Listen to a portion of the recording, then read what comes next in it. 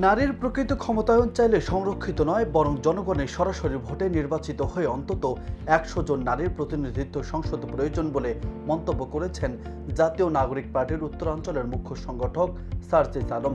রোববার বিকেল ৩টায় নিজের ভেরিফাইড ফেসবুক পেজে পোস্ট করে এমন মন্তব্য করেন সার্জিস আলম। সার্জিসের ভাষায়, আমার ভোটে সরাসরি সংসদে যাবে যোগ্য নারী।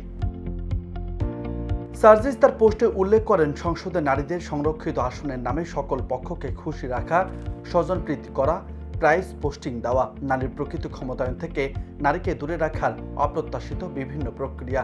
সরাসরি জনগণের ভোটে নির্বাচিত একজন প্রতিনিধি যেভাবে মাঠ থেকে রাজনীতিতে অংশগ্রহণ করে, জনগণের কাছে ছুটে যায়, জনগণের নিকট দায়বদ্ধ থাকে এবং একটি নির্দিষ্ট আসনে জনসম্পৃক্ত বিভিন্ন কাজে সরাসরি অংশগ্রহণ করে, সেটা সংরক্ষিত আসনে কোনো সংসদ সদস্য করতে পারে না।